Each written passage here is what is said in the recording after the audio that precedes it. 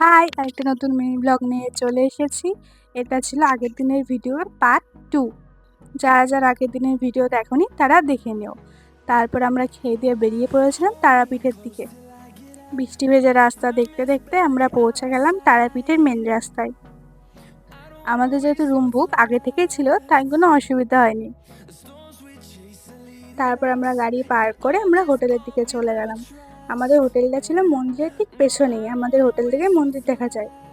যে হোটেলে উঠেছিলাম সেটা ছিল আমাদের এক আত্মীয়র হোটেল। তারপর আমরা রেস্ট করে সন্ধ্যের সময় সন্ধ্যা আরতি দেখতে চলে এসেছিলাম। এই সন্ধ্যা আরতিটা আমরা একদম মায়ের ঘর থেকে দেখতে পেয়েছিলাম। এটা দেখতে পাচ্ছ, এটা হলো তারাপীঠের পেছনের দিকটা। এখানে আমরা দাঁড়িয়েছিলাম। আমার এই মামার পালি ছিল, তার জন্য আমরা এত কাছ থেকে মাকে দেখতে পেয়েছিলাম। এই যে এটা হলো মায়ের মেন মন্দির। ভেতরেও ঢুকতে পারতাম কিন্তু ভেতরে ঢুকিনি, কারণ ওখানে শ্বাসকষ্ট হয়, তাই আর ঢুকিনি। আর এই দিকটা হলো সামনের দিক, মায়ের মন্দিরের সামনের দিক। তারপর সবাই জায়গা মতন বসে গেল। ওই যারা যিনি আরতি করছে উনিও আমাদের এক মামা হয়। তারপর শুরু হয়ে গেল মায়ের সন্ধ্যা আরতি। এই সাজটা ছিল মায়ের লক্ষ্মী সাজ।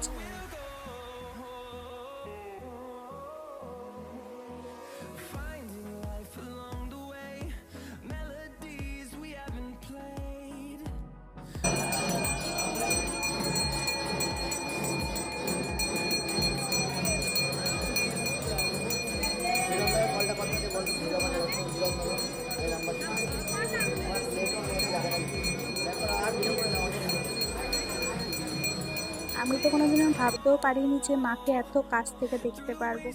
দেখছো কত ভিড় হয়েছে। শ্রাবণ মাসে এই সময় আরো বেশি ভিড় হয়। তারপর প্রায় অনেকক্ষণ আরতি হওয়ার পর আমরা মন্দির থেকে বেরিয়ে গেলাম।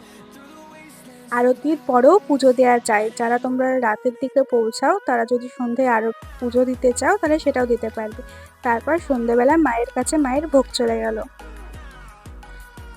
কেউ যদি ভোগ দিতে ইচ্ছুক হও তারা আগে থেকে সেখানে নাম লেখাতে পারো, তারাই ভোগ রেডি করে দেবে, তোমাদের নাম করে সেখানে ভোগ দেওয়া যাবে।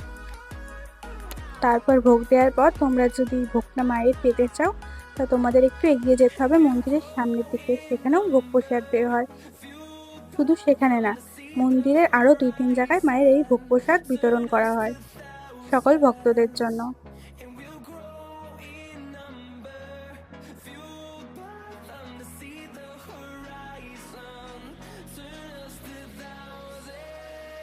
তারপর ওখান থেকে বেরিয়ে এসে সন্ধ্যের ভিউ দেখতে দেখতে চারিদিকে একটু ঘুরে নিচ্ছিলাম।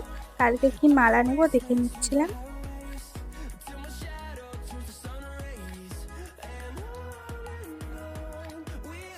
তারপর আমরা যেখান থেকে পুজো দেব সেখানে নাম গোত্র লিখে দিয়েছিলাম। আরও কিছু রিলেটিভ তাদের নামে পুজো দিতে বলেছিল, তাই তাদের নামগুলো লিখে দিলাম। তারপর বেরোলাম একটু শপিংয়ের জন্য। তেমন কিছুই কিনিনি, পছন্দ হয়নি, কিন্তু পুরো মার্কেটটা আমরা ঘুরে ঘুরে দেখছিলাম। তারপর চলে এলাম রোডের কাছে একটু চা খাওয়ার জন্য। তারপর সবাই মিলে চা খেয়ে নিলাম। আজকের জন্য মিনি ব্লগটা এখানেই শেষ করছি। সবাই লাইক, কমেন্ট অ্যান্ড শেয়ার করে দিও। আর এই ভিডিওর আর একটা পার্ট আসবে, সবাই পাশে থেকো অ্যান্ড সাবস্ক্রাইবটা কিন্তু করে দিও। টাটা।